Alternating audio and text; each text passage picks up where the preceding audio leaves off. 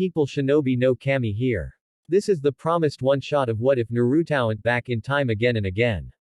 I hope that you all enjoy it and support the creator of this story who is mentioned in the description. I want to thank you all for the love you guys give me. So without any further ado, here we go. Prologue. Naruto dies and then wakes up as a 12-year-old genin. He discovers that the shadow clone technique duplicates his soul each time he uses it, and he is cursed to relive the tragedy that is his life over and over again for every soul he had duplicated. When Sakura saw Naruto walk into the classroom that morning, she wondered why he had even bothered to come, since he had flunked the academy graduation exam in front of the entire class just yesterday. Shikamaru ended up voicing her thoughts for her, and Naruto merely gave him a detached grin as he pointed at his official Konoha forehead protector. He had somehow become a ninja. But that wasn't the only thing that Sakura had noticed that was different about him. She couldn't put her finger on it, but there was something definitely off about him. He seemed tired, not his usual energetic self. Most likely he had to pull off some incredible stunt to prove his worth as a ninja and earn that forehead protector, no doubt. Perhaps that was it, he was just tired, that was all it was, so she just shrugged it off and turned her attention towards Sasuke as usual. Hinata, however, was much more observant. She noticed that Naruto's usually vibrant sky blue eyes looked as if they had aged over 100 years over the span of just one night. There was no longer that youthful twinkle, now there was only weariness. Her observations were cut short when Iruka entered the classroom and announced that he would be giving them their team assignments that day. Hinata, of course, silently prayed to be teamed with Naruto, while Sakura and Ino, on the other hand, were quite blatant about their own desires. Hinata, however, would not get her wish. Sakura cheered as she was placed on Team 7 with Sasuke and Naruto. Naruto, however, was oddly silent, grim even. Hinata had thought that Naruto would have been happy to be on the same team with Sakura, but apparently that wasn't the case. Not that she was complaining or anything, of course. Naruto's lack of interest also did not go unnoticed by Sakura. Once all of the teams had been formed, Team 7 was the last remaining to be picked up by their new Junin sensei. Sakura shot Naruto a cautious glance and found him leaning backwards into his chair and contemplatively staring up at the ceiling in silence. He looked as if he were deep in thought, something that Sakura never would have thought possible for someone as vapid as Naruto. Sasuke-kun. What's up with him? She whispered, nodding over towards their unusually quiet teammate. Sasuke clearly couldn't care less. Maybe he cheated to earn that forehead protector and now he's feeling guilty about it, he shrugged. Naruto then sighed as he got up to his feet. Sakura and Sasuke watched out of curiosity as Naruto placed a chalkboard eraser above the door. Sakura figured that there was nothing wrong with him if he still had the guts to play pranks. You shouldn't do that to our new sensei, she scolded, despite the fact that she actually did enjoy pranks like that. Naruto then glanced at her for a brief moment with a pair of eyes that reflected the most complex turmoil of emotions that she had ever seen. In that sea of blue was a roiling mixture of love, loss, grief, defeat, loneliness. She could go on until she had run out of words in her vocabulary. Or had she just imagined it all? The eye contact had only been a split second after all. He then gave her a small smile before returning to his seat. And then, to Sakura and Sasuke's surprise, Kakashi fell for Naruto's prank. Naruto didn't seem all too surprised though, nor did he even look the least bit amused. After a little grumbling from Kakashi, they all found themselves up on the roof for self-introductions. But before they had begun, Naruto asked Kakashi a question that neither Sakura nor Sasuke could make any sense of. "Nay, Kakashi-sensei," he said in that weary voice that had been so full of life just the day before. Do you remember the side effect of the Kage Bunshin no Jutsu?" Kakashi cocked his head to one side, not having expected to be quizzed about his knowledge of advanced ninjutsu right off the bat. He was pretty sure that academy graduates weren't even supposed to know what the shadow clone technique was. Chakra exhaustion and, he paused for a moment. Death, if you divide your chakra among too many Kage Bunshin. Naruto merely nodded, getting the answer that he had expected, though it was impossible to tell whether he was satisfied or disappointed. His stoic face was impossible to read. All right, since you volunteered to speak first, why don't you introduce yourself, Kakashi suggested. Naruto rolled his eyes momentarily. Uzumaki Naruto, nice to meet you. There was a brief silence, as if they were expecting him to say more. Hobbies. Likes. Dislikes. Dreams for the future.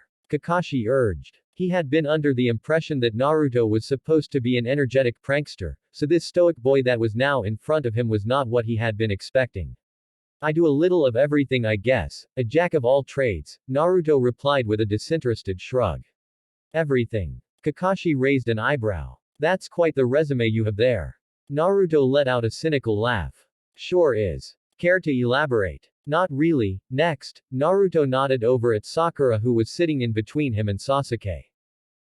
Sakura had originally been planning on using her self-introduction to flirt with Sasuke, but the atmosphere was already shot thanks to Naruto. I'm Haruno Sakura. I like sweets and reading books in my spare time as my hobby. Kakashi merely nodded and then gestured for Sasuke to introduce himself. He did his usual broody spiel about wanting to kill a certain person, at which Naruto rolled his eyes. Well, that's all for introductions, Kakashi stated, glad that was over with. Our first mission will be tomorrow morning at 0600 sharp at our designated training grounds, so don't be late. It may be tough on you rookies, so I'd recommend not eating breakfast either. Wait a minute, you haven't introduced yourself, sensei, Sakura pointed out. Naruto called you Kakashi-sensei earlier, is that your name? Kakashi blinked for a moment in surprise. He had been so caught off guard by Naruto's shadow clone question that it hadn't even occurred to him that he knew his name already. Why, yes, my name is Hitaki Kakashi, he nodded, glancing over at Naruto quickly enough to catch a small smirk. The next day, Sakura and Sasuke diligently showed up right on time, but Naruto and Kakashi were nowhere to be seen. After about 15 minutes of grumbling, Sakura was beginning to worry that maybe she had gotten the meeting time mixed up. But then she assured herself that it was unlikely that both she and Sasuke had misheard Kakashi's instructions. It wasn't until a few hours later that Naruto showed up with lunch in hand. Hungry? He asked jokingly. Sakura was about to scold him for being late, but stopped when she realized that she was somewhat glad that some of the liveliness that she had come to expect out of Naruto was back. It was normal, and normal was good. Where were you? She asked, deciding to use a softer tone of voice than she usually used for him. I overslept and figured that I'd try to bribe my way out of punishment by buying Kakashi-sensei lunch, but I guess I lucked out, he laughed, sitting down in the grass and unwrapping the stacked bento boxes. How long have you guys been here anyway? 4 hours. Sakura whined resentfully. Well, here's a reward for you guys if you tell Kakashi-sensei that I was here on time this morning, he chuckled. Sounds good to me, Sakura agreed, admittedly quite famished after having skipped breakfast. Not to mention that Naruto had somehow gotten his hands on an incredible-looking lunch. Though, she guessed that it would have to be incredible if he had originally planned on bribing Kakashi with it. Come on, Sasuke-kun. Sasuke let out a disgruntled sigh before joining his two teammates for the impromptu picnic. Needless to say, Sakura was quite happy and was silently thanking Naruto for such a great chance. Say, which restaurant did you get this from? Sakura asked once they had finished their meal. The food had been delightfully delicious, and even Sasuke seemed to be in a good mood, which in turn made the food even more delicious for her. Nozomi, he shrugged. Nozomi. Sakura raised an eyebrow. She had eaten there a few nights ago with her parents, and while it was quite a nice upscale restaurant, it wasn't as delicious as the bento that Naruto had brought. After some thought though, she just chalked it up to a change in kitchen staff or something. A couple hours later, enough time for them to digest their lunch, Kakashi showed up. As Sakura complained about his tardiness, Sasuke noticed that Kakashi looked slightly surprised by the empty bento boxes on the grass. Sasuke then realized that perhaps Kakashi had intended for hunger to be part of what he had planned for them that day.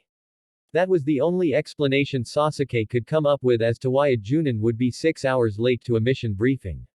It turned out that Sasuke's hunch had been correct once Kakashi briefly explained the bell test to them. Once they were given the green light, Sasuke and Sakura scattered, but to their surprise, Naruto was just standing there.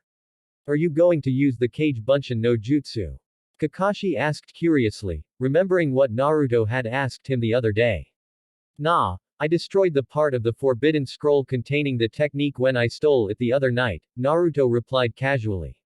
Is that so? Kakashi raised an eyebrow. Well, I guess we should get started, yeah.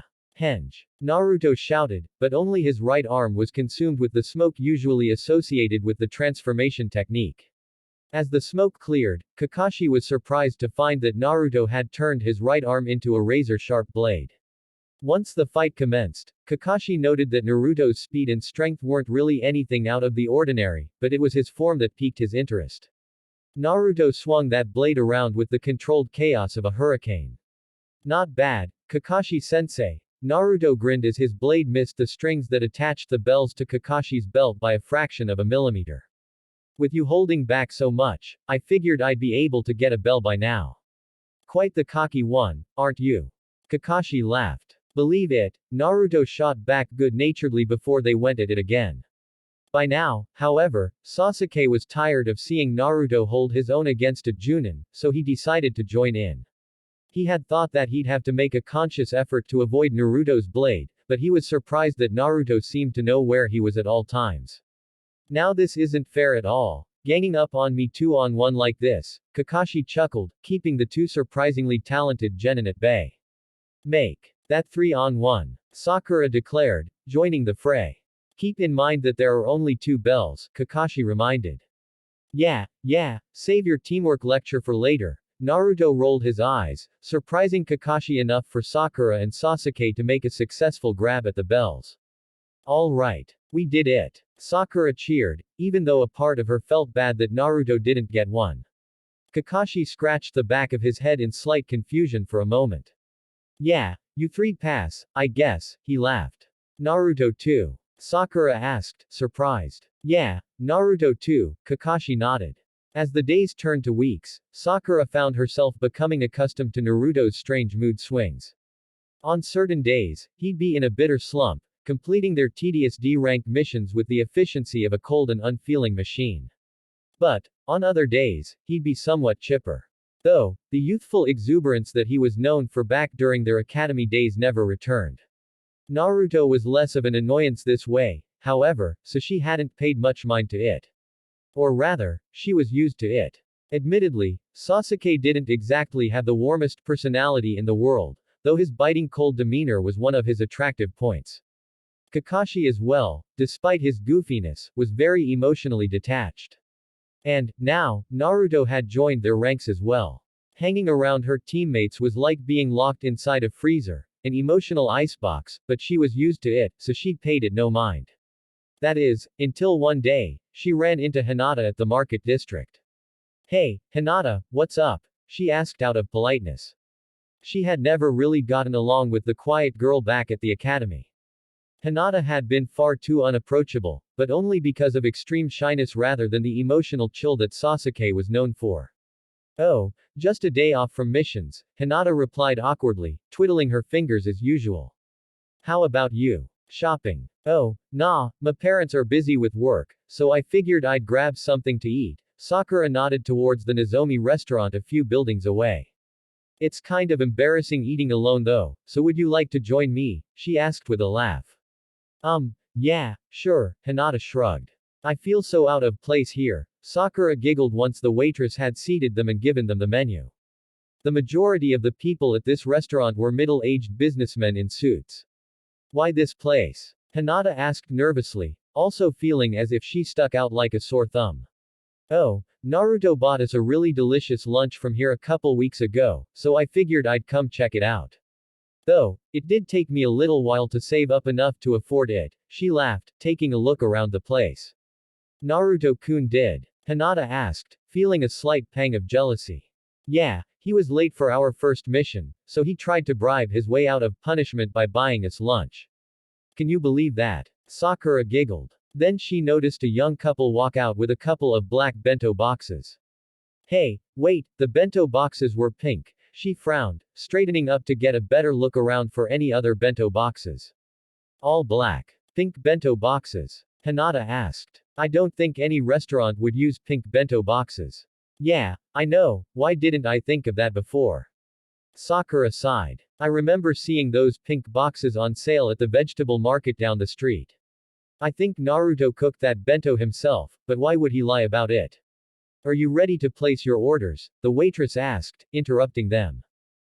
Yeah, I'll have the chicken donburi and a small side of miso soup, Sakura nodded.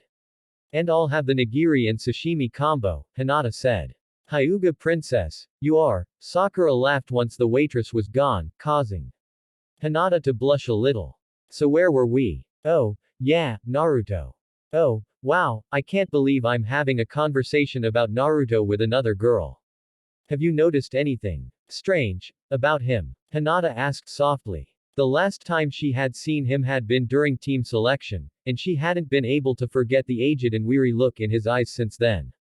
Well, he seems to have matured a lot, if that's what you're asking, Sakura replied. He doesn't fight with Sasuke-kun anymore either, though, it's not like they get along exactly either. He has a lot in common with Kakashi-sensei, they're both kind of goofy, but they use that goofiness to keep others at a distance. You know what I mean. It's hard to explain. I can sort of understand, Hinata nodded. Well, he doesn't interfere with Sasuke and me, so it's for the best, I guess, Sakura shrugged. How about his eyes? Hinata asked, blushing and feel a little self-conscious for asking such a strange question. Normally, Sakura's crush radar would be blaring at full alert by now, but because of Naruto's strange behavior recently, she merely assumed that Hinata would just be curious.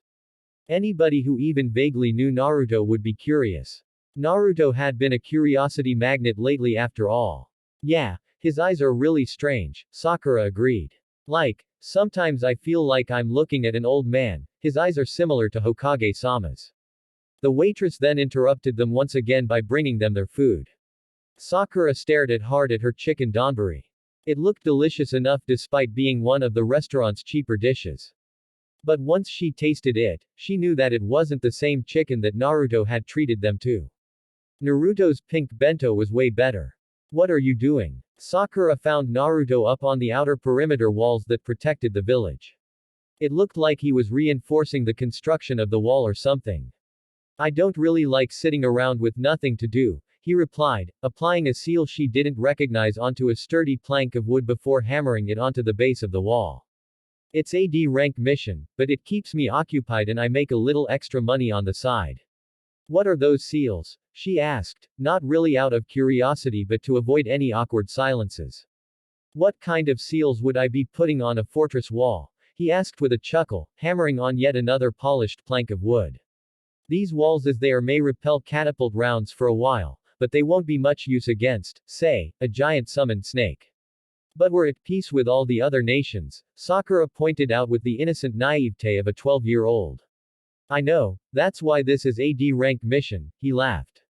Oh, right, she giggled. It'd be B rank or higher if we were in time of war, and they'd probably hire someone more adept at it. Even though she said that, however, she had to admit that Naruto seemed adept enough to look like he was a machine on autopilot. Is this one of the things that makes you a jack of all trades? She asked, referring to his self-introduction a few weeks ago. I guess so, he chuckled.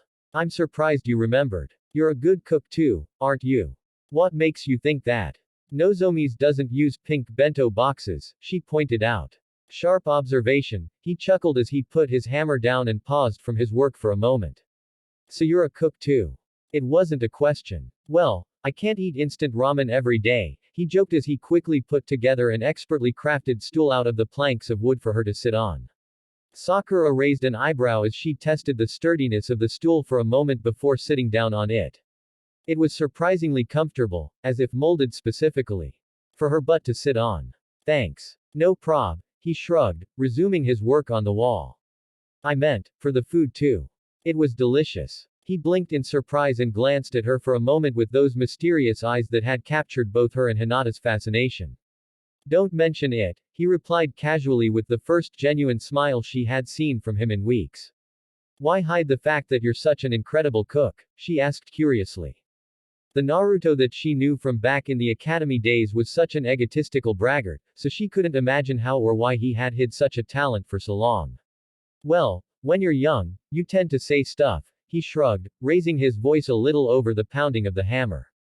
Nonsense like, who the hell do you think I am? I'm going to be the Hokage, bitch. Stuff like that. When you're young, recognition and acknowledgement is the most important thing in life. But as you get older, none of that stuff really matters anymore and you find yourself saying that kind of crap less and less. You're the same age I am. She frowned, but she had to admit that he had a point that she had never actually thought about before. To her, getting Sasuke to acknowledge her had been her utmost priority, being more important than even her friendship with Ino. Naruto had been the same way, except on an even grander scale. He wanted to gain the acknowledgement of the entire world. But did he not want that anymore? Had he matured beyond that desire? Would she also someday mature beyond that desire? You don't care about becoming Hokage anymore. If I do, then it's for different reasons, he shrugged. Sakura had to wonder when it was that Naruto had matured so much. She watched him work with a new sense of quiet admiration, thinking that perhaps Naruto wouldn't be such a bad backup plan if things went sour with Sasuke. She was then brought out of her reverie when he suddenly let out an exasperated sigh and threw down his tools. What's wrong? She stammered in surprise, hoping that her presence wasn't an annoyance to him. Can you keep a secret? He asked with an expression of dead seriousness. Yeah, of course, she nodded nervously, instantly curious as to what kind of secret would be shared between just the two of them. A secret between two people was such a profound and intimate thing, something shared by only two people and unknown to the rest of the universe. It made her heart race in anticipation. His mouth then began to move, but no words came out. He frowned for a moment before shaking his head, as if to clear his thoughts. Never mind, he finally said. At those words, her heart fell like a rock from that high level of anticipation, and she was too stunned by her own emotional reaction to say anything more. Weeks passed since Sakura's encounter with Naruto at the outer village wall, and she found that Naruto had grown increasingly distant over that span of time. He was always involved in some mission, usually solo D ranks. They had only just returned from a mission that took them away from Konoha to Wave Country for a little while, but he had immediately resumed his work reinforcing the outer wall with those protective seals, even going as far as giving it a new paint job just for the hell of it. Their time in Wave had been fairly uneventful. Naruto had insisted on scouting ahead the entire time, even though Kakashi hadn't thought it necessary for a C-rank mission. Naruto had gone so far ahead, in fact, that he had arrived at Wave a full day before the rest of them had. Sakura had figured that perhaps he had only used scouting ahead as an excuse not to talk to her, which had actually made her feel a little sad. It had given her a chance to talk with Sasuke the entire way, but it still wasn't a good feeling being snubbed like that. In the end, it had turned out to be a fairly textbook escort mission and Naruto had been sensitive enough to at least walk back to Konoha with them instead of going ahead by himself, though he still didn't say a word to her. And Sakura didn't like it one bit. Being ignored by Sasuke was one thing, since he ignored anyone and everyone that walked, talked, and had a pair of boobs. But Naruto, up until a few months ago, had worshipped the very ground she treaded upon. Even if she had felt that this change had made him more tolerable, she just couldn't ignore the fact that she was no longer idolized. She was just fickle like that. Naruto, we need to talk, she demanded, putting her proverbial foot down. That secret that you mentioned a little while ago, does that have anything to do with why you're not talking to me anymore? Naruto paused from his construction of a flamethrower turret and raised an eyebrow. That was the new D-rank mission that was keeping him busy at the moment, lining the tops of the outer walls and the lookout towers with automated flamethrower turrets. He had even devised a piping system that fed fuel to the flamethrowers so that it only took one person to operate an entire line of turrets. Jack of all trades indeed. You really are observant, he laughed, sheepishly scratching the back of his head. Then I deserve to know what that secret is, she huffed indignantly. Naruto glanced down at the flamethrower that he was tinkering with and let out a sigh. He then got up to his feet and began installing it on an empty turret tripod. It's something that might change your life, you know, he warned, still working in order to avoid her gaze. It's something that might change you. That grand, huh? She rolled her eyes sarcastically. Well, if you don't want to hear me out with a serious and open-minded attitude, it's better if I don't tell you, he shrugged, rigging the flamethrower up to the piping system. Sakura sighed. Sorry, it's just that it's been getting on my nerves, she muttered, her curiosity clearly overpowering her pride. I guess you want to know if I still have a crush on you or not, he chuckled, surprising her with his bluntness. Yeah, that's one way to put it, she sputtered, fighting hard not to blush. Don't worry, Sakura-chan, I still love you, he grinned, meeting her eyes for the first time in weeks. That's why I've been avoiding you. Was it something that I did? She asked with a pout, not believing how easily the word, love, had flowed from his heart. Nah, it's not you, it's me, he laughed, using that cliché line that all girls hated. Then his face turned serious. You might want to sit down for this one, he said, fashioning another stool for by welding together parts from a turret tripod. Sakura accepted and found that, like the wooden stool that he had made for her weeks ago, which she had taken home because it was so comfortable, she found that it fit the contours of her bottom perfectly. I've memorized what your ass feels like, he laughed, as if reading her mind. I've ran my hands over that cute bottom of yours a million times, so I know how to make a chair fit to your specifications. Her face immediately flared red with both embarrassment and anger as she immediately bolted up, raising her hand to slap him across the face. But then she remembered that she still hadn't gotten an explanation from him, so she held her anger in check. You'd better have a very good explanation, she warned darkly, taking her seat once again. I married you once, he smiled with a faraway look in his eyes, as if recollecting the good memories. Not just once, many times. Every time I die, my soul cycles back and I relive my life. I've relived the period from the year 194 to 217 more than 100 times already, making me about 3,000 years old by now. It's a curse I have to deal with. Sakura was struck speechless. Normally, she wouldn't believe such a far-fetched tale, but she believed him for some reason. It was probably the ancient expression in his eyes, an expression that only 3,000 years of age could produce. I learned the Kage Bunshin no Jutsu the day we graduated from the academy, he continued. It's a technique that produces a solid body duplicate unlike the regular Bunshin no Jutsu. But the catch is that it also produces a duplicate of the soul. So once I dispel that Kage Bunshin, where does the soul go? In my first life, I never contemplated that question and kept producing clone after clone. But now I know. Those duplicated souls are stored away within me until my current soul extinguishes, then the next duplicated soul in line gets a chance at life. How many Kage Bunshin have you created? She asked in a trembling voice. She was afraid of the answer, but she had to know. He gave her a weary smile and shrugged. 100,000. A million. I don't know, all I know is that I still have a long way to go. I can sort of keep track by which date I cycle back. I always cycle back to the exact time and date that I created that particular Kage Bunshin. I must have created at least 100 that first night alone, so I actually didn't know about this particular detail until recently. The last few times I died, I cycled back to the very next morning as a naked girl with Konohamaru and the closet pervert, so I at least know that I'm making progress, he chuckled, remembering his stroke of genius inventing the harem no jutsu. Well, it had seemed like genius at the time anyway, but now he just cursed his own stupidity.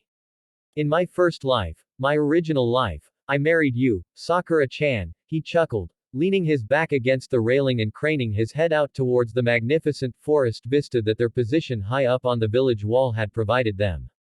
We had 2 daughters. Kagami and Tsukasa. Kagami took after you, always responsible and studious. Tsukasa was 2 years younger and was sort of an airhead like me, he paused for a moment to laugh. I loved them both. I loved them so much. But then I died. I died at the age of 35, and the next thing I knew I was 12 years old again, beating the hell out of Mizuki-sensei. That first time I cycled, Kakashi-sensei and Old Man Hokage were there and explained everything to me. They were both users of Kage Bunshin, so they had cycled before I had and were waiting for me. When Konohamaru first cycled, I had been there for him too. So Kakashi-sensei. No, Naruto shook his head, cutting her off. Kakashi-sensei didn't have much chakra stamina, so he rarely used Kage Bunshin. Kakashi-sensei, Old Man Hokage, Konohamaru, they all cycled through their stockpile of duplicated souls long ago and passed on to wherever dead souls go. Back when they were still cycling, I at least had some company, but now I'm alone. Naruto. That first time I cycled though, I was stupid, a fool, he murmured, his voice dripping with regret. I tried to fix all the mistakes that I had made in life. Do you know how to save a life, Sakura-chan? Saving a life means forsaking another to die. For every life I saved, another would die, and in some cases, the person I was trying to save died anyway no matter what I tried. Life requires a balance that obeys the law of equal exchange. In order to obtain something of equal value must be lost. The old man and Kakashi-sensei tried to tell me that, but I didn't listen. I stupidly tried to fix all the mistakes I had made in life, only to make things worse, he muttered. Did you know that Sasuke was supposed to have the Sharingan by now? The reason he doesn't is because I went ahead on the Wave Country mission and dispatched the rogue ninja from the mist that would have given us a whole lot of trouble. So that was why Naruto had gone on so far ahead of them. The fact that at least that piece of the puzzle had fallen into place made his story that much easier to believe, despite how unbelievable it really was. In one life, I even told the entire village about my cycling ability. I gave everyone the heads up on all of the tragedies that would befall Konoha, but even that turned out to be a disaster. A man from the military division route, Danzo, he pulled a coup d'état and used the knowledge of future events to turn Konoha into a military dictatorship. He frowned, clearly showing his distaste for the hopelessness of his situation. Since then, I've given up on fixing major mistakes and now I just let life go on as it was originally intended to. Every now and then I make small changes just for variety, such as wiping out Zabuza and Haku ahead of time. Just small changes that aren't too far-reaching, but just enough to keep me from getting bored with living the same life over and over again. Sasuke may not have his Sharingan now, but he will sooner or later, so no harm done, he explained with a nonchalant shrug. But there are a few things that are never constant, such as which of my sperm decide to swim the fastest up your, ahem, he cleared his throat to keep himself from getting into further graphic detail. I desperately wanted Kagami and Tsukasa back, but I could never get them back. Sometimes, I'd have sons, other times daughters, but never Kagami and Tsukasa. Sure, I loved all of our children equally, but losing them after cycling was just too painful, so I've long given up on children as well. That's why you're avoiding me, she gasped softly. It was still too difficult to believe that she'd someday choose Naruto over Sasuke, but she could tell that he wasn't lying. The pain in his voice was clear, the pain of never being able to see his children, their children, ever again. It's not all bad though, he shrugged, trying to force a laugh to lighten the mood. I've picked up a lot of hobbies on the way, since I've had a lot of time to kill. In one life, I became a best-selling author, in another life, I learned how to paint. I can play the violin too. So that's what you meant by jack of all trades, she smiled softly, glad that Naruto hadn't been driven to the depths of depression by now. And the cooking, you must have become a great cook after 3,000 years of practice, that's why your food was so delicious. Yup, time is one thing that I'm not short on, he chuckled. Then a thought struck her. Have you tried, killing yourself? She asked softly, feeling ashamed and dirty for even suggesting such a thing. But if it could possibly help him cycle through his stockpile of souls faster and end his suffering, then she felt obligated to at least mention it. He then let out a sigh and looked at her with those weary eyes. Yeah, he replied in a defeated voice. I even made a deal with Shinigami-sama once, to cut my lifespan short and take my soul, but it made you really sad. I didn't want that, so I never tried it ever again. Naruto. She tried to hide the blush that was rising to her cheeks. Was she already falling in love with him? Was this the inevitable destiny that had been laid out before her countless times already? One thing was clear though, that he surely loved her still. It's a lot to take in, I know, he said with a comforting smile. Give it some thought, but don't tell anybody else. I wouldn't want Danzo getting wind of this and going on a rampage again, nor do I want to assassinate him. Okay. Sakura didn't have much of an opportunity to dwell upon Naruto's tale because soon afterwards Kakashi had admitted them into the Chunin exams. Despite the fact that Naruto had probably aced the exam countless times already, she still worried about it. She had always been a worrier when it came to exams.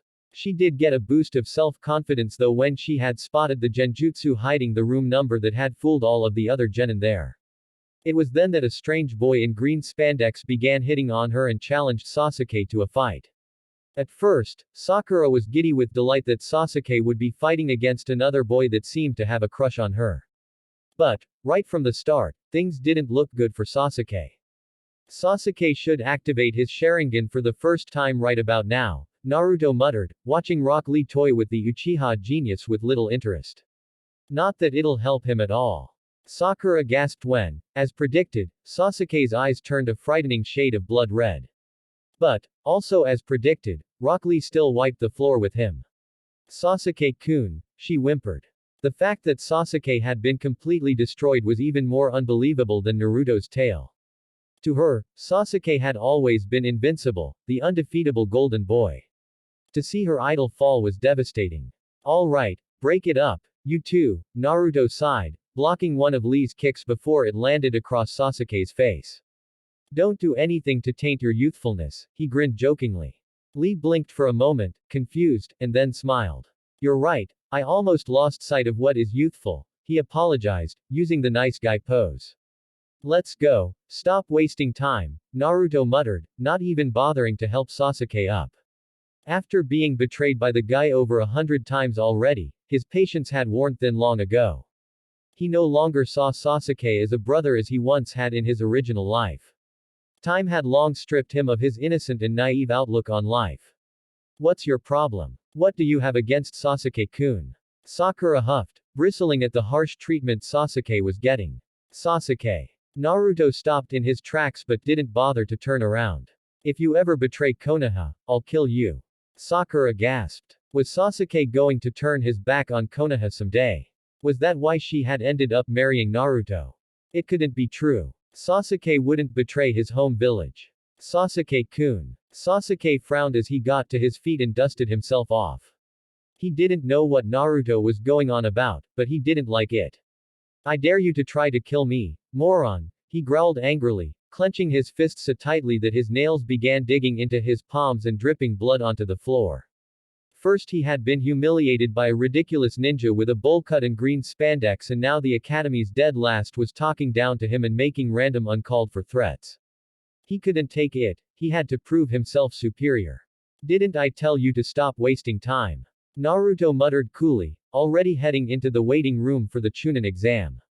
Sasuke-kun, we all need to be in top condition for the exam, Sakura pleaded, not wanting to see her two teammates fight. Sasuke gritted his teeth before forcing himself to calm down. Fine, he muttered, figuring that he could prove his superiority in the exams where everyone would be in witness. Sakura sighed in relief and followed Sasuke to the waiting room where they met up with the rest of their rookie class. She was honestly surprised to see Ino there with her ragtag team of Shikamaru and Choji.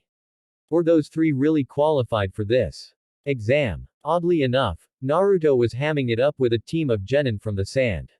She was about to warn him to back off because the short one with the large gourd on his back looked like he was about to kill somebody any second now, but she was interrupted by the arrival of a fellow Leaf genin named Kabuto. Kabuto, it turned out, was an upperclassman who had failed the exams a few times already. She felt a little relieved to get advice from a veteran. He had a large deck of cards that held information on every ninja in the room, and Sasuke immediately asked about Rock Lee, Gaara, and Naruto. Sakura was actually little surprised by how imbalanced Rock Lee's statistics were. She didn't think he could beat Sasuke with those mediocre stats. Naruto's stats as well were a surprise. They were completely mediocre compared to what she had seen during the bell test with Kakashi. Kabuto then made a casual comment about the Sound Village, eliciting a violent response from them, but Naruto immediately stuck his foot out to trip the belligerent Sound Ninja. Oh, sorry, didn't see you there, Naruto laughed, scratching the back of his head. You did that on purpose. Dosu raged, grabbing Naruto by the collar.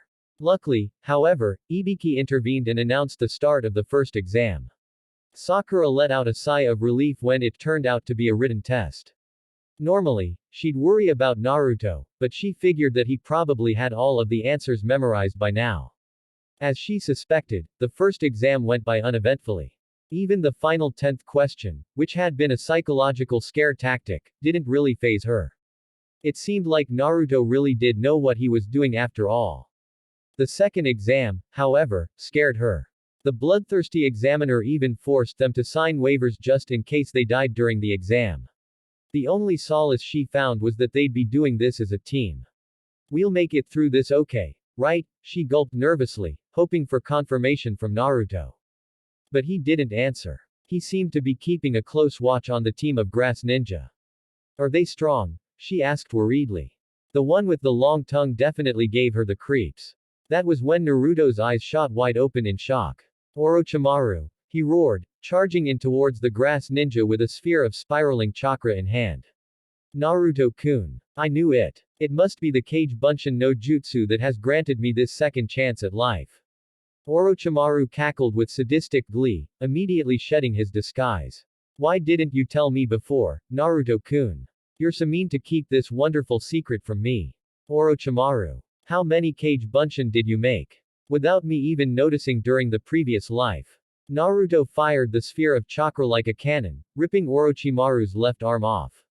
No, the question is, how many have you gone through? Orochimaru grinned, easily regenerating his lost limb. Quite a few, I'm guessing, considering that you've managed to develop a method to fire the Rasengan as a projectile. Orochimaru. What is going on here? Enko demanded, finally recovering from the shock of finding her old mentor engaged in a battle with one of her examinees. Udama Rasengan. Naruto shouted in a rage, charging up a ridiculously large sphere of deadly chakra in each hand before firing them both at incredible velocity at Orochimaru. That's quite the troublesome technique. Orochimaru mused, barely being able to avoid certain death. Enko. Hold him down. Naruto ordered, knowing that his body lacked the necessary speed and strength for him to defeat Orochimaru alone. But before Enko could respond, Naruto saw it. He saw it, but his current body couldn't do anything about it, and the next thing he knew, the Kusanagi sword had been impaled straight through his body. Naruto. Sakura screamed in horror. Orochimaru, you're going down with me, Naruto grinned, holding Orochimaru in place with Kage Bunshin. He knew it would add a few cycles to his life, but it was insignificant in the long run. I won't let you hurt this version of Sakura-chan. I'll just be back next time around, Orochimaru replied smugly, unafraid of the Rasenshuriken that Naruto had aimed straight at his ice-cold heart. I'll kill you in the next life before you cycle, Naruto shot back with a weak grin, already coughing up the blood that cemented his death. That will wipe out your entire stockpile of duplicated souls. You discovered the Kage Bunshin secret a little too late, Orochimaru. I'll cycle to the next life months before you do and kill you. Orochimaru's expression immediately contorted to one of sheer rage. No. You can't. I've finally found the solution to eternal life. Rasenshuriken. Naruto. Wait. Goodbye, Sakura-chan. When Naruto opened his eyes, he found himself staring at a beautiful pair of breasts. They were his own breasts, he realized. Konohamaru was there as well, eyes wide as saucers, and Ebisu was unconscious with a massive nosebleed. He had cycled back as expected. When did Orochimaru ever use the Kage Bunshin? He wondered bitterly, dispelling the perverted technique before heading straight for the Sandaim's office without even saying a word to Konohamaru. He had much more pressing issues. He must have done it during the Chunin exams, otherwise he would have used his knowledge of future events to completely mess everything up, he concluded, rushing past the guards posted outside the Sandaim's office. I still have time, but not much. Naruto. Sarutobi raised an eyebrow in surprise as his doors slammed open. What brings you here? Where's Ero Sennin? Naruto demanded. I need to see him. Ero Sennin. Jiraiya. Naruto growled, slamming his fists on the desk in impatience. I need to find Orochimaru now before he cycles back. What are you talking about? Sarutobi asked, dazed by the suddenness of it all. There was no way Naruto should know any of this. Just tell me where I can find that pervert toad sage. Naruto demanded, not wanting to waste any time with explanations. We're going to take Orochimaru down now.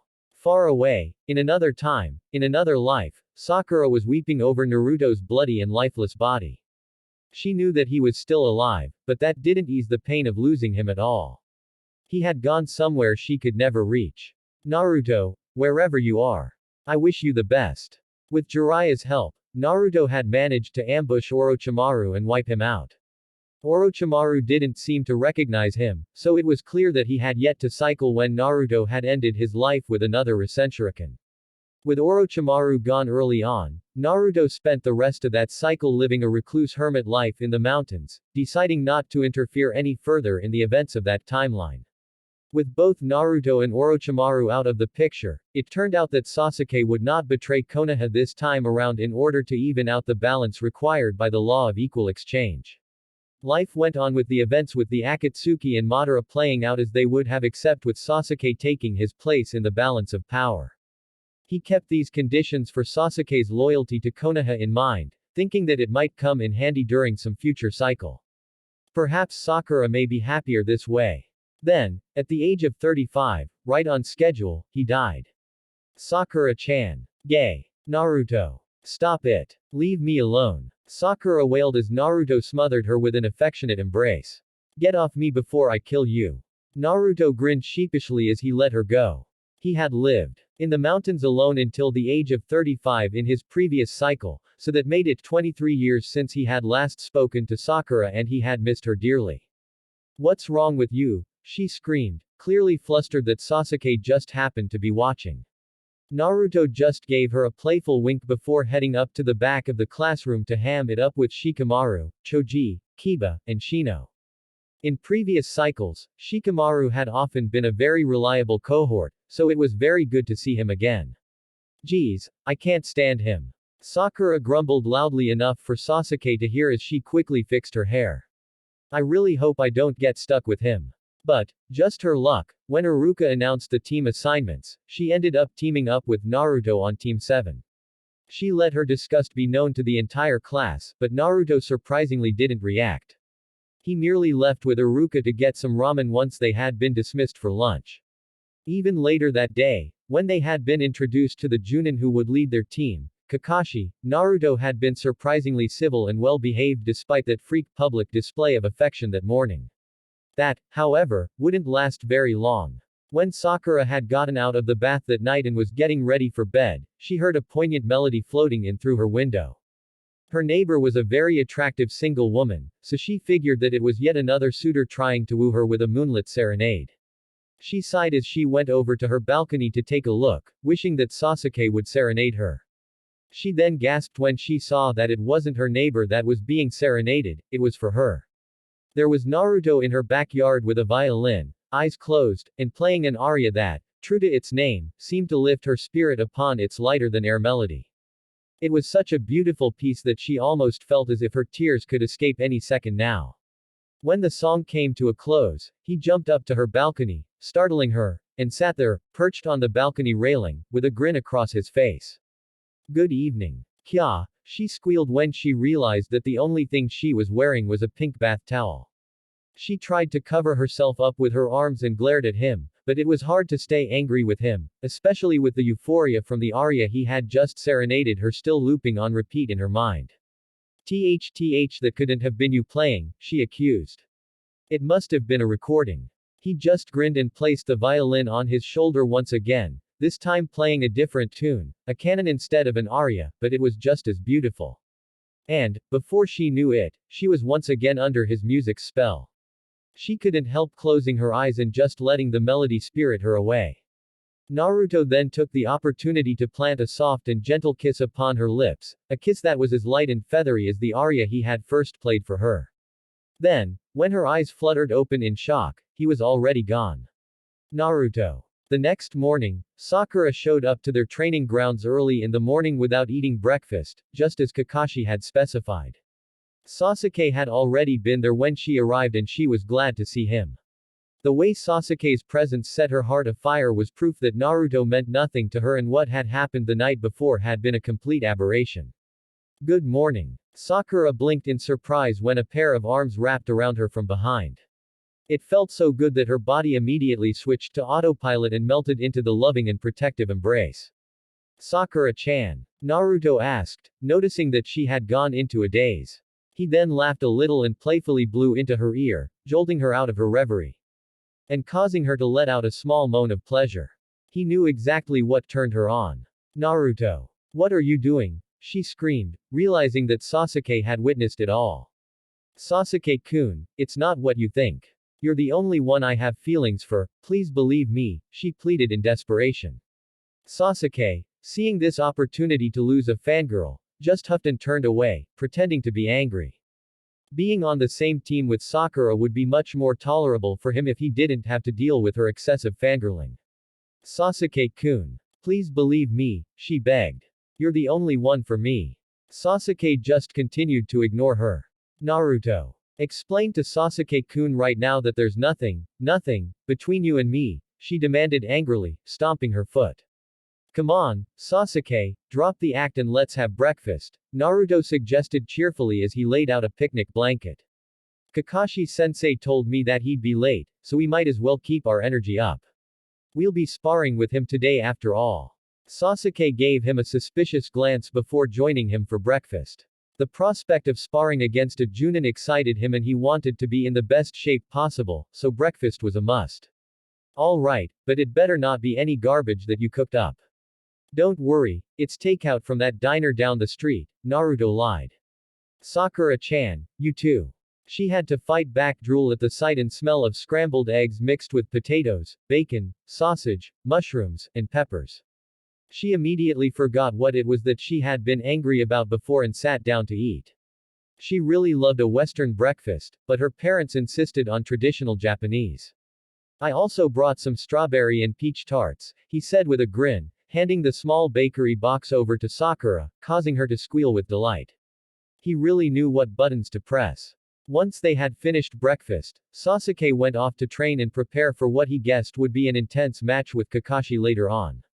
Sakura was still glowing with satisfaction from the delicious meal and decided to just relax under the shade of a tree.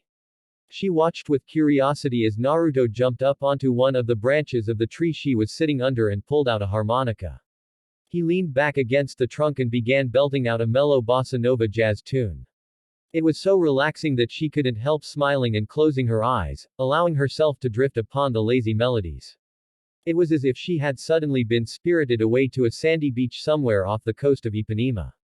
The next few weeks of D-rank mission after D-rank mission felt somewhat empty for Sakura. Naruto, for some reason, seemed to be avoiding her, and Sasuke was avoiding her as well, though that wasn't actually anything unusual.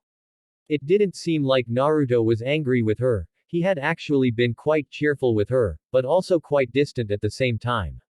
It was frustrating because now she had started questioning her sanity.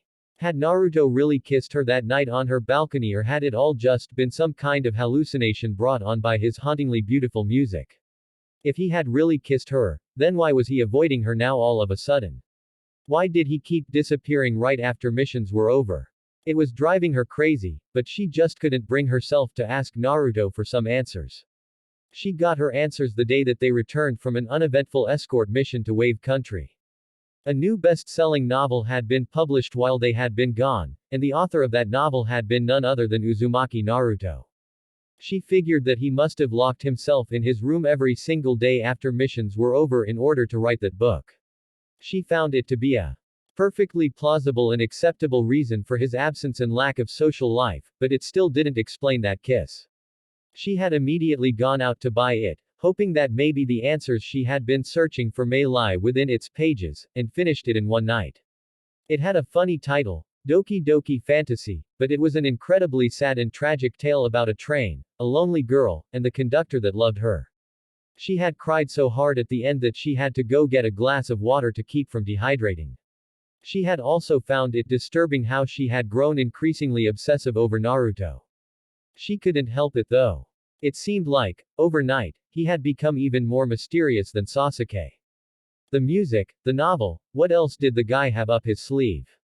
The next day, after their daily D-rank missions were over, she had planned to talk to him about his novel, but, as usual, he disappeared immediately once Kakashi had dismissed them for the day. Unbelievable. Was he writing another novel? He's not getting away from me this time, she growled in frustration, determined to track him down. The first place she checked was his apartment. She knocked, but got no response. Then, finding that the front door was unlocked, she figured that perhaps he was home and just didn't hear her knock. Anybody home? She called out cautiously as she slipped off her sandals at the doorway. Naruto's place was what she imagined it would look like, a complete mess. But it was somewhat of a charming mess. There were crumpled pieces of paper all over the place, no doubt botched pages from his novel. There were also various musical instruments lying around haphazardly. There was a shamisen leaning against the couch, a guitar hanging from the wall, harmonicas in various keys scattered across the kitchen table, an open violin case resting on the floor, even an upright piano over in the far corner. Then there were the paintings. She knew that he could write heartbreaking novels and play heartbreaking music, but she hadn't known that he could paint as well. In the middle of the living room were an easel and an unfinished canvas oil painting on a plastic mat that protected the carpet from stray paint. The unfinished painting was a magnificent piece depicting Konoha's twilight sky. There was also an open sketchbook on the kitchen table among the various harmonicas. She flipped through it and saw that it was full of portrait sketches. The first page was a sketch of a very attractive girl with her hair in twintails named Kagami. On the next page was a girl named Tsukasa. There were 24 portraits in all, of people she had never seen before. Sakura-chan. NN Naruto. She gasped, jumping in surprise as he came in through the front door. I didn't mean to intrude. It's okay, he said with a warm smile. He had been used to coming home to Sakura's welcome embrace during their married days, so he didn't mind at all. It was actually kind of nice. Like my artwork? He asked, seeing no point in hiding it. Why yeah, it's very nice, she nodded. The models you used are very pretty too. Especially this Kagami girl. I can tell you put a lot of effort into her portrait. She couldn't help but feel a pang of jealousy. Naruto laughed a little and picked up his sketchbook. Kagami, his first daughter, had been 14 years old when he had died and had been growing up into a stunning beauty. But that had been at least 3,000 years ago, she would be long dead now. Sakura, this was my daughter, our daughter. Sakura couldn't fall asleep that night. She was still in a daze from Naruto's tale. No matter how she looked at it, it was too unbelievable to be true, but, for some reason, she knew that he hadn't been lying to her. Only 3,000 years of practice could produce the exquisite technique required to play such beautiful music. Only 3,000 years of practice could produce a person of Naruto's talents. Only 3,000 years of loneliness could produce those weary eyes of his. Naruto couldn't bring photographs with him when he died, so he immediately sketched as accurately as possible the faces of each of his children every time he cycled. He had lived over 100 times already but had only 24 children. She realized that it must have become too painful for him to bear to lose any more of his children, so he must have just given up on having children altogether. It was too sad a tale, so sad that she didn't want it to be true. But seeing the faces of the children that she had given birth to in another life had struck a chord in her. Looking at their faces had made her feel like a mother. She could see that Kagami had inherited her eyes, and Tsukasa had her nose. It triggered her motherly instincts and just seeing their faces caused her to well up with happiness. It made her realize that she really wanted children. But that would only cause Naruto pain. Oh, God, no, she gasped, realizing that her thought process had already automatically pegged Naruto as the father of her future children instead of Sasuke. Was she already falling in love with Naruto? It was all too confusing. Naruto, we need to talk. Are we breaking up? He asked jokingly, jumping down from the tree branch that he had been lounging on, and put his harmonica away. Naruto, seriously, she pleaded. Sakura-chan, he let out a long sigh. Honestly, I want you to fall in love with me. I haven't married you in over 200 years now because I didn't want you to fall in love with someone who would die at the early age of 35. But I got a little carried away this time and interacted with you way more than I should have. Naruto, she blushed, feeling embarrassed at his talk of love. I don't know, this is all too much for me, but I don't want you to isolate yourself. I'm not saying that I'll fall in love with you or anything, because I still think that I'm in love with Sasuke-kun right now. But I don't want you to be lonely, you've been lonely for far too long now. Sakura-chan, he murmured with a soft smile. Is it okay for me to be selfish this one time? Is it okay for me to try my hardest to win your love? Her blush deepened as she began to fidget nervously. Why yeah, but Sasuke-kun is big competition, so, you never know.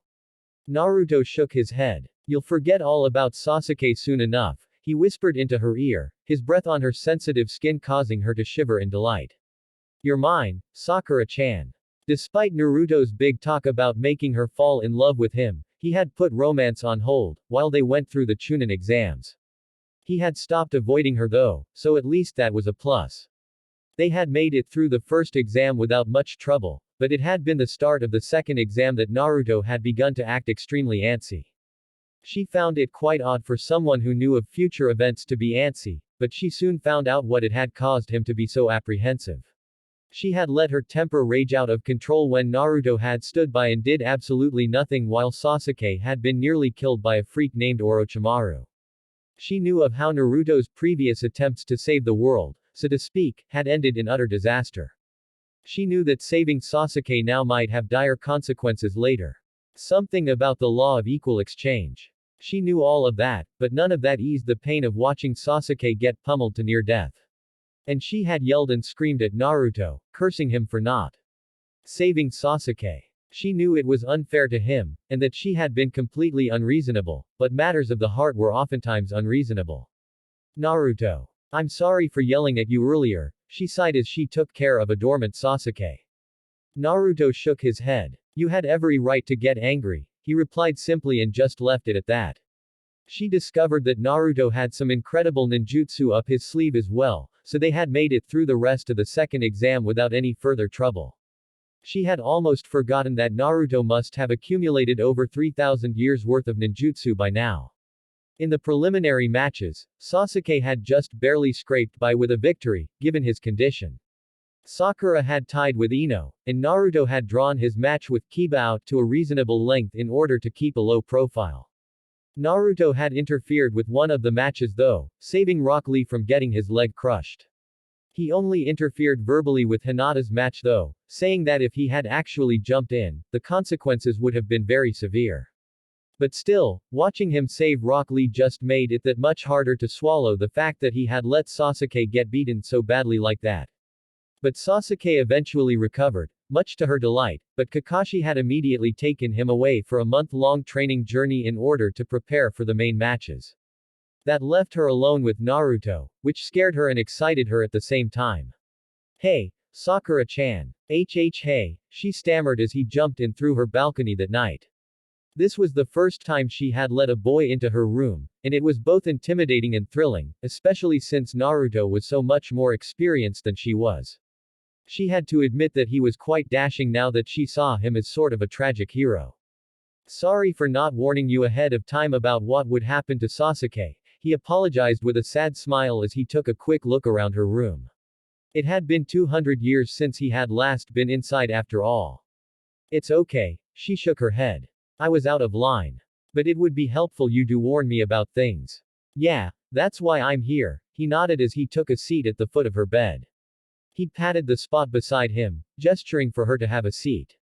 Once she was seated, he took a deep breath. There's no easy way for me to say this, but Old Man Hokage is going to die at the main matches next month.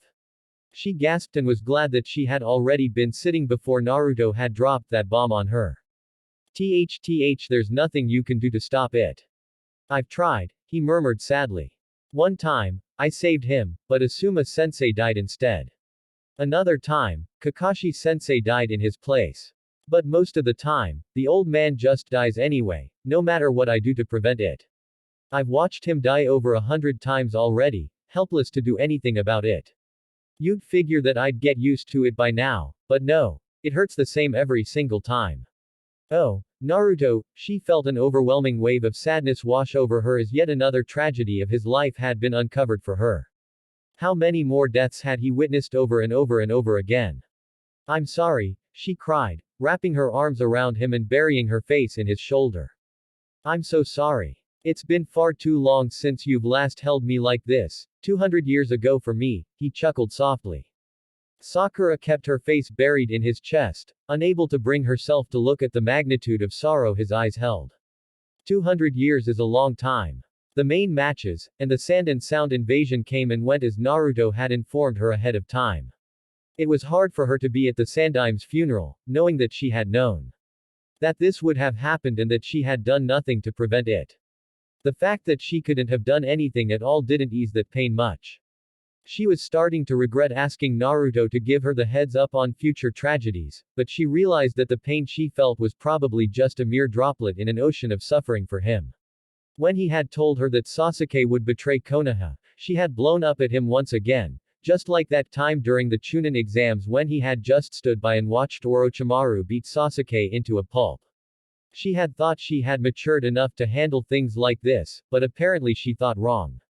Naruto had now left the village for a little while to fetch Tsunade of the legendary three, who would supposedly become the new Hokage. She hadn't had the chance to apologize to him before he had left, so now she felt completely ashamed of herself and her actions. But it also gave her time to reflect upon Sasuke's upcoming betrayal. It couldn't be true. Naruto had to be lying. Sasuke wouldn't betray Konoha, he wouldn't betray her. But the more she thought about it, the more she saw the truth. With every visit to the hospital, every time she cut apple slices for the unresponsive Uchiha, she could see that Sasuke could very well betray her. She then realized that betrayal wasn't even the right term. Betrayal required him to have some sort of emotional investment in Konoha, but she saw none of that in him. That realization crushed her and she cried hard. When Naruto had finally returned, Tsunade healed Sasuke, and Sakura wasted no time trying to convince Sasuke that Konoha was his home. She could tell that Naruto had wanted to tell her that it was no use, but he said nothing. So Sasuke-kun will leave us for sure? She asked him later that evening. Naruto leaned against her balcony railing, watching the moon rise behind him. He seemed deep in thought for a moment before returning his gaze to her. I'll keep him from betraying you, he said firmly, remembering his previous cycle. He had assassinated Orochimaru early and then led an isolated hermit life until he had died. That was the only way he knew how to keep Sasuke loyal to Konoha without throwing the balance of life out of whack. You will? She asked, surprised. Then she remembered the law of equal exchange. At what cost? Don't worry about it, he chuckled, already climbing over the balcony railing. I'll make sure he stays. No, tell me. Please, she begged. Knowing you, you're probably planning on paying the price all by yourself, aren't you? Of course not, he grinned, shaking his head. Orochimaru will pay the price. Naruto. You're not telling me everything. Don't do this to me, she pleaded, gripping his hands so that he couldn't leave. No harm will come to me, I promise, he assured. His evasiveness did nothing to alleviate her fears. She was sure that he was planning something that required a large sacrifice on his part. It was then that she realized that she was indeed falling in love with him. Her desperation to keep him by her side at all costs was proof of that. Naruto. Please. I gotta go prepare for Orochimaru's assassination. Not much time left, so I'll see you later, Sakura-chan, he said and then gave her a light peck on the cheek. At that moment, she could tell that, see you later, most likely involved his next cycle. Don't go. Naruto, don't go, it's okay to be selfish. Please don't be so unselfish, she sobbed quietly. If you want me so badly, just take me. Sorry, Sakura-chan. I'll see you later. No. Don't leave, she screamed, desperately clinging onto him. Don't leave. But he was already gone. I shouldn't have told her my secret, Naruto murmured to himself. Even with 3,000 years of wisdom, he had still been stupid enough to not be able to prevent, or even foresee, such a mistake. He quickly gathered the supplies he needed from his apartment, cursing himself the entire time. After 200 years of avoiding Sakura, he had finally given into his desire for her. He had told her his secret, hoping for her love. But instead, he had ended up burdening her.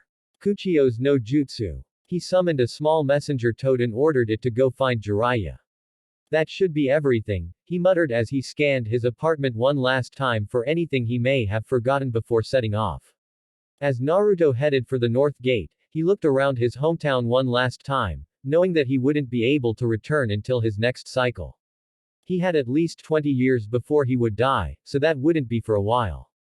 Then, just as he reached the North Gate, a voice stopped him. Naruto found it somewhat ironic that, in previous cycles, this had been the exact spot where Sakura had once tried to prevent Sasuke from leaving. Sakura-chan. I finally understand, she said softly. That novel you wrote. Doki Doki Fantasy. The characters represent Sasuke-kun, you, and me, don't they? I didn't realize it when I had first read it because it had never occurred to me that Sasuke would someday leave me, but now that I can see that it could happen. I finally understand your novel. I knew I shouldn't have published that book this time around, he chuckled. So you wrote that exact same novel in a previous cycle, she giggled softly, trying to cover up her tears. I should have figured that much. Sakura-chan. I made a huge mistake telling you my secret. If I had never told you, then you wouldn't have been burdened with this decision, he sighed. You didn't even give me a chance to make that decision, she cried. It's either you or Sasuke-kun, right? That's what it all boils down to, right? Don't go making my decisions for me. Then do you want to make a decision? He asked, turning around to face her for the first time. If I stay, Sasuke will betray Konoha. If I go assassinate Orochimaru now and then live a life of isolated exile, Sasuke will stay. Those are your choices. Sakura could immediately feel her resolve crumbling. A life of isolated exile. What the hell did that mean? That he'd live alone for the rest of his life until he died and then cycled back to life. Then what? He'd repeat the process all over again. It'll be less of a burden for you if I just made that decision for you, he said, seeing her hesitance. Goodbye, Saku. No. She screamed, cutting him off. No. No goodbyes, you stay. In the following days, Sasuke did indeed run away. Sakura, despite knowing that it would be inevitable, had still desperately tried to convince him to stay. Shikamaru had led a valiant team effort to try to bring him back as well, but, unknown to them, Naruto had just let Sasuke go in the end, knowing that it was useless to fight fate. Naruto found it ironic that, 3,000 years ago, in his first life, he had fought so hard against fate. But now he understood all too well that it was useless in the end. If he ever fought against fate in order to gain something, he always ended up losing more than he was willing to give up. It had taken him hundreds of years to learn that painful lesson. Sakura had begun her training under Tsunade, and Naruto humored Jiraiya by pretending to actually learn stuff from him, though they didn't leave the village this time around. Naruto had wanted to be with Sakura as much as possible, so he had convinced Jiraiya out of going on that 3-year training journey. Naruto, can I ask you something? She asked as he rode them out to the middle of a beautiful lake. Sakura had always envisioned a date to be the standard dinner and a movie, but Naruto always took her out to such creative and adventurous outings. She loved it, but there was still something that bothered her. Aren't you going to kiss me? She stammered. He had been alive for over 3,000 years, married her multiple times, so what was the holdup? Was he still shy despite all those years of experience? About that, he laughed sheepishly, putting the oars to rest for a moment. You're still 13 years old. What's that supposed to mean? She huffed, suddenly feeling very self-conscious about her small undeveloped breasts. I'm 3,000 years older than you, Sakura-chan, he chuckled, playfully ruffling her hair as a grandparent would do to a child. I'd feel kind of dirty if I didn't at least wait until you became an adult. So that was it. He didn't want to feel like a pedophile. She suddenly felt very young and insignificant compared to Naruto's 3,000 years of life, wisdom, and experience. I give you permission, she suddenly said, feeling a bit stubborn. Law states that you're in no position to grant such permission, he laughed. Just be patient, Sakura-chan. She suddenly felt very stupid for asking him to kiss her. She wasn't even really sure about her own feelings for him yet. For all she knew, it was possible that she had only turned to him because Sasuke was now gone. That didn't seem very fair to Naruto. But she had chosen him, hadn't she?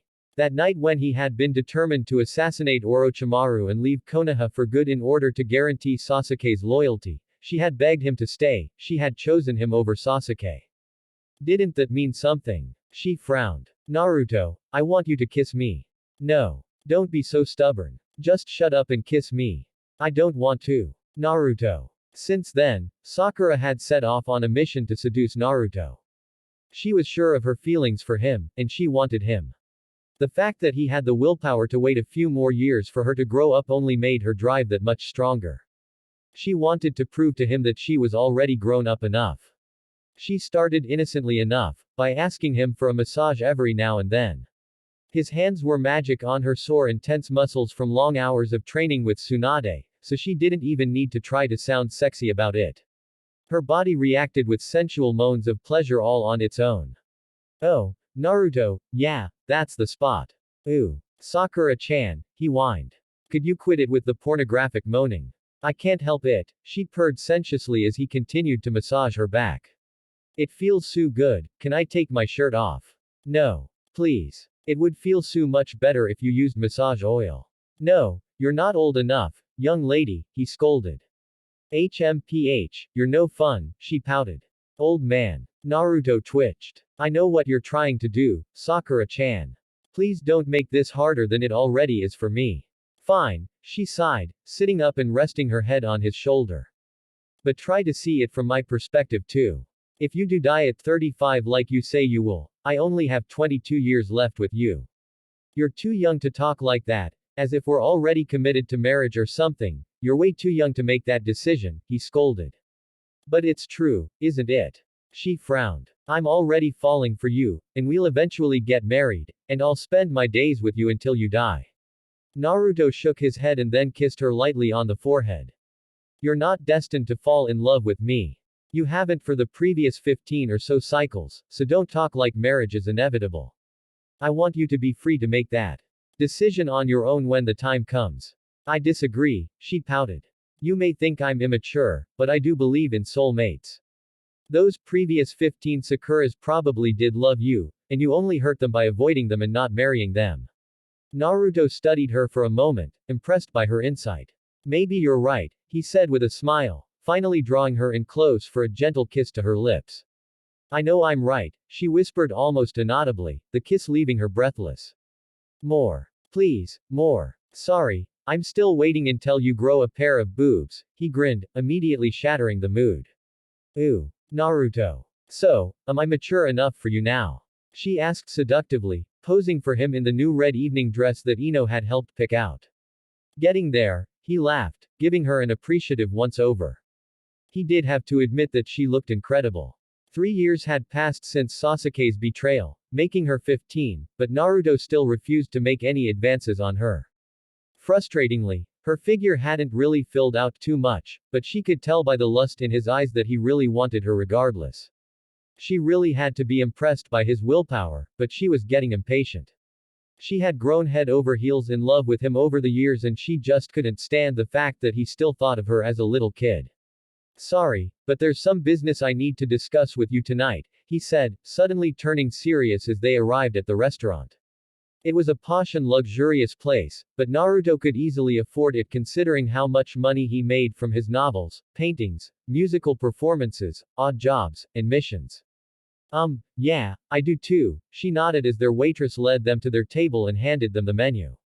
Can I start you off with something to drink? The waitress asked.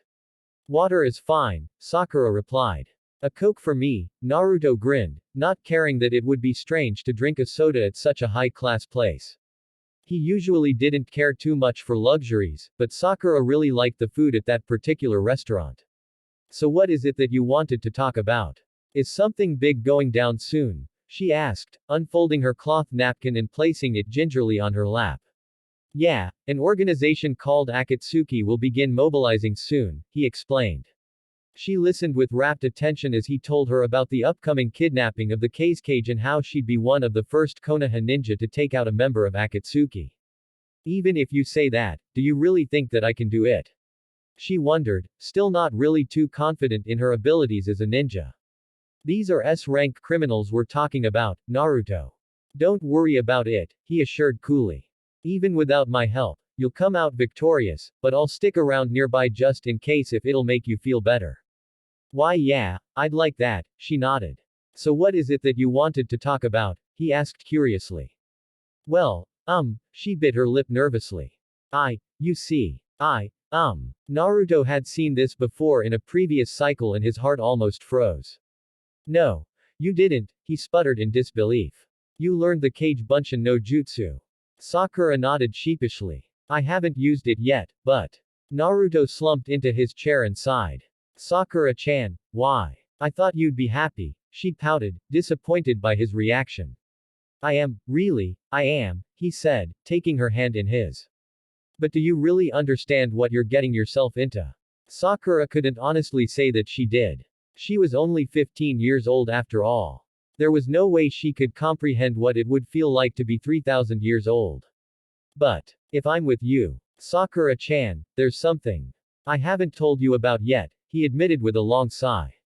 We tried this before, in a previous life, you learned the Kage Bunshin no Jutsu for my sake. Really? So this isn't the first time? She asked in surprise. What happened to her? She cycled with me, he replied in a distant voice.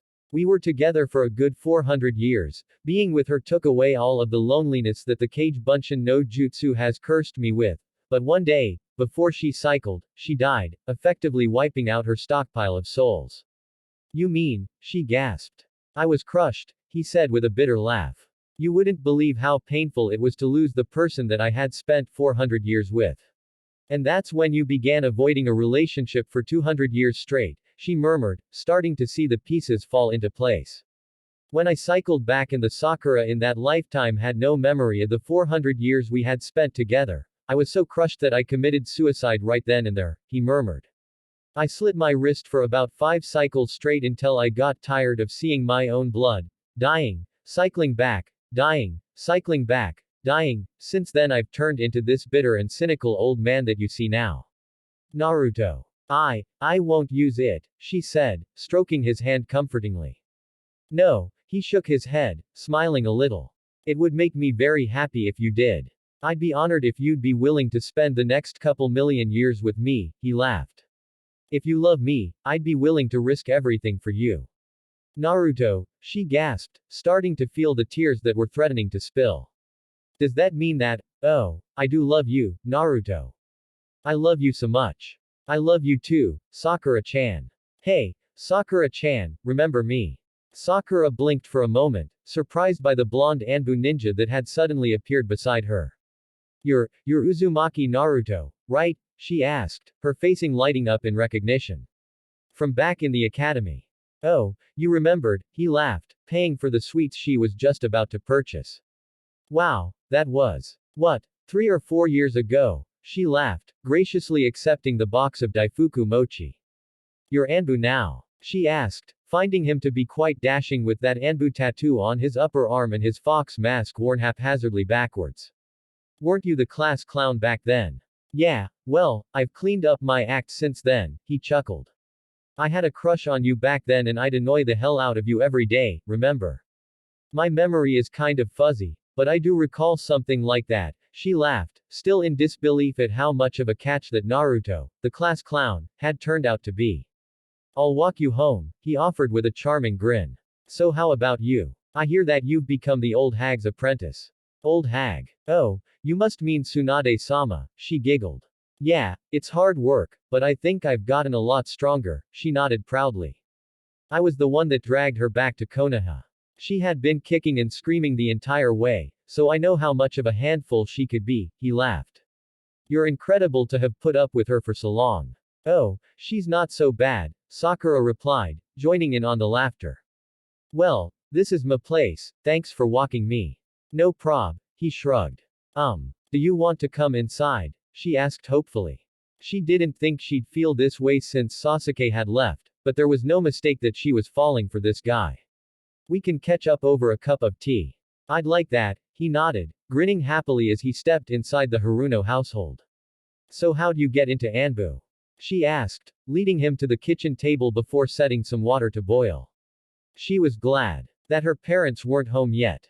If I told you, I'd have to kill you, he joked. Oh, you secret agents, she giggled, pouring him a cup of warm genmai tea. She then opened up the box of Daifuku mochi that Naruto had paid for earlier and offered it to him. Try one. He picked up one of the powdery balls of rice dough and grinned playfully as he held it to her lips, causing her to blush like a schoolgirl. You always did love sweets. She took a tentative bite, careful to avoid his fingers. You have powder on your lips, he whispered, leaning in close to wipe her lips clean with his own. Naruto. She closed her eyes, her heart racing like mad as she waited in anticipation. Then, all of a sudden, her eyes fluttered open in shock and disorientation as she pushed him away. You're back, he grinned. Naruto. Is that you? She gasped, studying his 15-year-old features. She then looked at her young and svelte fingers. I did it. I cycled back. It worked. So you remember everything? He asked. Do you remember love? Of course I do, sweetie, she cooed, bringing him close for a kiss. Then she realized something. Hey, wait a minute, you were trying to kiss me before I even cycled. But I didn't, he assured coolly. That's not the point. You were seducing me before I even cycled, she protested, feeling a pang of jealousy. She didn't want him flirting with anybody, even if it had been another version of her. I was just testing your soulmate theory, that's all, he explained, kissing her again to calm her down. I was only with her for maybe 10 minutes tops and she was already all over me. HMPH, well, isn't that great for you, she pouted. Oh, come on, don't be like that. I missed you, he grinned, snaking behind her and planting soft kisses along the side of her neck, causing her to moan in delight.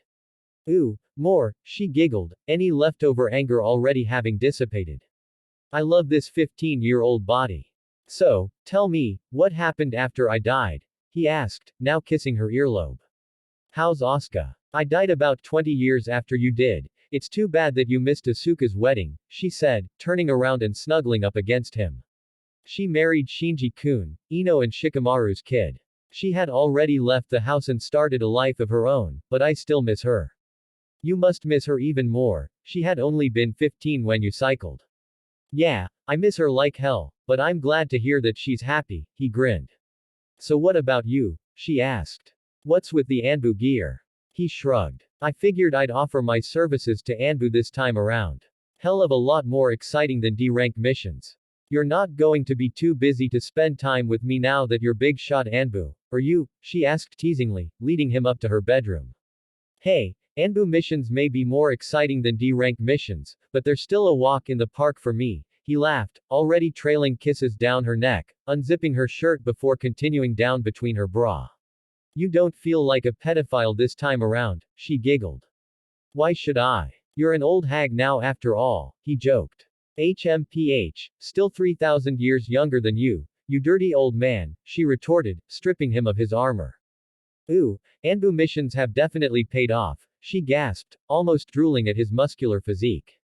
Your parents might come home soon, he pointed out despite the fact that he was already hungrily tasting her lips and tongue. Correction, they're already home, she sighed, pushing him off and fixing her clothes as she heard the front door open. I missed them though, so it'll be nice to see them again. He smiled as he watched her purposely sashay her way to the door before leaving him alone in her room. Well, I guess we still have plenty of time together, he chuckled, putting his armor back on before disappearing out the balcony. All the time in the world. The end.